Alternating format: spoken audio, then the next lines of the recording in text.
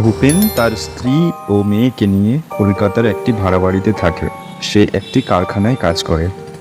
ওদের ইচ্ছে গ্রামে কোনো নিরিবিলি জায়গায় পুরনো বাড়ি কেনার। বুঝলেনই তো, একটা ভালো বাড়ির খোঁজ পেয়েছি। বাহ, কোথায় সেটা? পলাশডাঙ্গার পুরনো এক জমিদার বাড়ি। দোতলা বাড়ি, ফুলের বাগান, বড় পুকুর, সবই আছে, ওই যেমনটা তুমি চেয়েছিলে। ভাবছি আগামী রবিবার সবাই মিলে একবার ঘুরে আসবো। ঠিক আছে।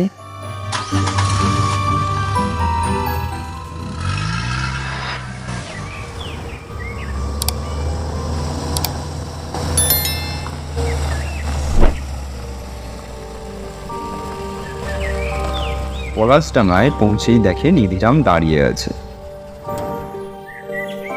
চলেন বাবু, আপনাদের আসার অপেক্ষায় ছিলাম। নিধিরামে ভূপেনকে এই বাড়ির খোঁজ দেয়, তাই ভূপেনরা আসবে শুনে ও আগের থেকে দাঁড়িয়ে আছে। রবিবার সারাদিন বাড়ি, বাগান, পুকুর সব কিছু ভালোভাবে দেখার পর মিতুর খুব পছন্দ হয়ে যায় জায়গাটি। আচ্ছা শোনো, আমার খুব পছন্দ হয়েছে জায়গাটি। আমি আর ফিরে যাব না। তুমি কাল সকালে ফিরে যেও, তারপর জিনিসপত্র নিয়ে আসবে। ততদিন আমি আর পুকুর এখানেই আছি। তা ঠিক আছে, তবে আমি তো দুদিনের আগে আসতে পারবো না। অফিসে ছুটি নিয়ে তারপর আসবো। ও তুমি চিন্তা করো না, দুদিন আমরা ঠিক থেকে যাব। আর তাছাড়া নিধিরাম তো আছেই।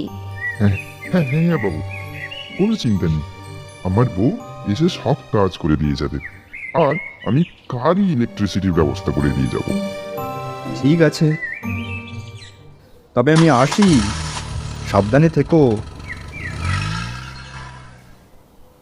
ভূপেন বেরিয়ে যাওয়ার পর নিধিরামের স্ত্রী আসে। সারাদিন ও সমস্ত কাজবাজ করে রান্না করতে রান্নাঘরে যায়, সঙ্গে মিতুও যায় সাহায্য করার জন্য। পুতুল বারান্দায় বসে খেলাধুলা করছে। বৌদি, বলছিলাম কি, আপনি পুতুলের পেছনের ওই তাল গাছের নিচে পুকুর পাড়ে যেতে দেবেন না। ওই জায়গাটা নাকি ভালো নয়, লোকের মুখে শুনছি। আরে ওসব কিছুই না, তুমি বেশি ভয় পেও না তো।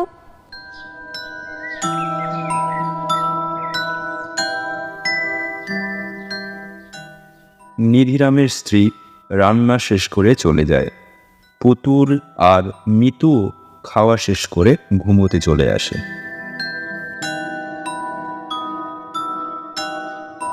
পুতুলের কিছুতেই ঘুম আসে না, সে চুপি চুপি বাইরে চলে আসে। খেলার জন্য বাগানে ফুল আনতে গিয়ে দেখে সামনে পুকুরের কাছে তাল গাছের নিচে কি যেন একটা চকচক করছে।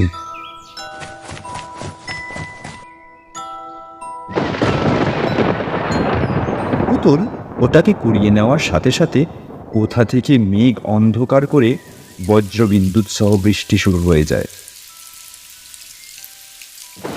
আর পুতুল লোহার পুতুলটাকে হাতে নিয়ে দৌড়ে ঘরে চলে আসে। মিতু হঠাৎ ঘুম থেকে উঠে দেখে পুতুল বাইরে বসে একটা নতুন পুতুলের সাথে খেলছে। তখনই বাড়ির গেটের সামনে নিধিরামের স্ত্রীকে দেখতে পায় মিতু। কেমন যেন মৃদু হেসে পুতুলের দিকে এক দৃষ্টিতে তাকিয়ে আছে। পরনে নোংরা কাপড়। কি গো, তুমি ওইভাবে দাঁড়িয়ে আছো কেন? ভিজে যাবে তো, ভেতরে এসো। নিধিরামের স্ত্রী ভেতরে আসার সাথে সাথেই বাড়ির ভেতরে কেমন যেন আষ্টে গন্ধে ভরে গেল। মিতু বলল, তুমি তো সকালে এত নোংরা কাপড় পরনি, আর তোমার গায়ে থেকে এত আষ্টে গন্ধ বেরোচ্ছে কেন? এক্ষুনি মাছ পেটে এলাম যে, তাই হয়তো আষ্টে গন্ধ। তা হোক, কিন্তু তুমি এত খ্যাসখ্যাসে গলায় কথা বলছো কেন? ঠান্ডা লেগেছে হয়তো। সন্ধে হয়ে এসেছে। মিতু সন্ধে দিতে যাবে বলে বেরোতেই, মা, ওর চোখগুলো দেখো কেমন যেন লাল, আর ওর গায়ে কি গন্ধ। ও মা, আমার ভয় দেখাচ্ছে। মিতু নিধিরামের স্ত্রীর দিকে তাকিয়ে দেখল পুতুলের কথা ঠিক। এরপর সন্ধে দেওয়া আর হলো না। মিতু এত কিছু না ভেবে রান্নাঘরে নিধিরামের স্ত্রীকে ডেকে নিয়ে চলে গেল। তখনও পুতুল ওই কুড়িয়ে পাওয়া পুতুলের সাথে খেলছে। মিতু লক্ষ্য করল নিধিরামের স্ত্রী কোথা থেকে পচা মাছ নিয়ে এসেছে, আর বারবার যেন নিধিরামের স্ত্রীর পুতুলের দিকে নজর যাচ্ছে। তুমি এই পচা মাছ কেন নিয়ে এসেছো? ফেলে দিয়ে এসো। মিতু দেখল নিধিরামের স্ত্রী কোনো কথা না বলে পচা মাছ নিয়ে পিছনের পুকুরের দিকে চলে গেল। কিছুক্ষণ পর নিধিরামের স্ত্রী যখন ফিরে এলো, তখন তার মুখ থেকে পচা মাছের গন্ধ পেল মিতু। মিতু কিছু না বলে খাওয়া শেষ করে ঘুমোতে চলে এলো। পাশের রুমে শুয়ে আছে নিধিরামের স্ত্রী। মিতুর কিছুটা ভয় হতে লাগলো, কিন্তু সে অত কিছু না ভেবে ঘুমিয়ে পড়ল।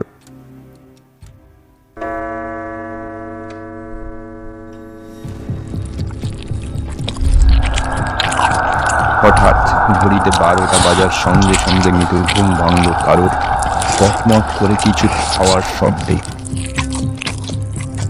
মিতু সাহস করে আলো জ্বালতে গিয়ে দেখে কারেন্ট নেই।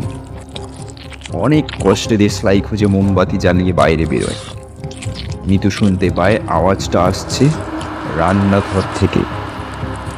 মিতু ধীরে ধীরে রান্নাঘরে গিয়ে দেখে পুরো মেঝেতে রক্ত আর নাড়ি ভুড়ি ছড়ানো আর একটা বিচ্ছিরি গন্ধ। মিতু একটু ভেতরে ঢুকে দেখে দেওয়ালের এক কোণে উবু হয়ে বসে কেউ যেন কিছু একটা খাচ্ছে। মিতু বলে উঠল, ওখানে কে? শোনার সাথে সাথে ওই দিকে মুখ ফেরাতেই মিতু দেখে নিধিরামের স্ত্রী একটা বড় মাছ কাঁচা চিবিয়ে খাচ্ছে। ওর গোটা মুখে রক্ত লাগানো, ওর চোখ যেন আগের থেকে আরো বেশি লাল আর ভয়ানক হয়ে উঠেছে। মিতু ঠিক তখনই পুতুলের চিৎকার শুনতে পায়।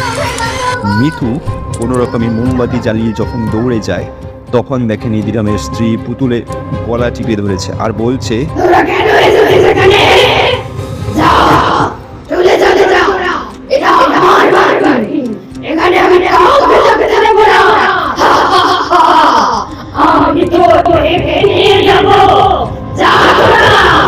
মিতু এই শুনে চিৎকার করতে থাকে, বাঁচাও বাঁচাও বলে। মিতুর চিৎকার শুনে আশেপাশের সবাই ছুটে এসে দেখে মিতু জ্ঞান হারিয়ে মেঝেতে পড়ে আছে।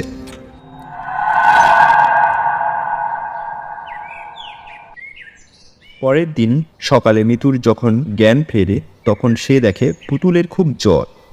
তার গলায় আঙুলের ছাপ বসে আছে আর সারা গায়ে তার আঁচড়ের দাগ। ভূপেনও খবর পেয়ে দুপুরে পৌঁছায় মিতুর কাছে। মিতু সকলকে নিধিরামের স্ত্রীর দোষ দেয়। আমার স্ত্রীর তো কাল থেকে জ্বর। আপনার বাড়ি থেকে ফেরার পথে বৃষ্টিতে ভিজে আপনার বাড়ি আসতে পারেনি। তখন গ্রামের লোকেরা বলে ওঠে, তাহলে হয়তো জমিদারকে জমিদারকে নিয়ে হতে পারে, যে এই পুকুর বাড়ি তার কাছে থাকি। মনে হয় ও নিধিরামের স্ত্রী সে যে পুতুলকে নিয়ে যেতে চেয়েছিল। ভূপেন জোরাজুরি করতেই নিধিরাম বলে, এই বাড়ির যিনি জমিদার ছিলেন ওনার কোনো পুত্র সন্তান হয়নি। জমিদারের স্ত্রী শুধুই কন্যা সন্তান জন্ম দিত। জমিদারের যতবার কন্যা সন্তান হতো সবাইকে মেরে পুকুরের পাশে মাটি চাপা দিয়ে দিত।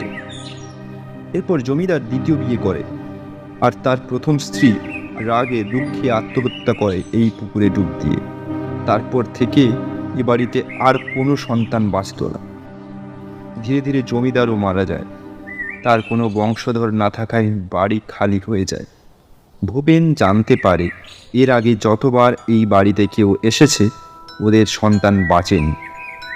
ভূপেন ঠিক করে ওই বাড়িতে আর থাকবে না।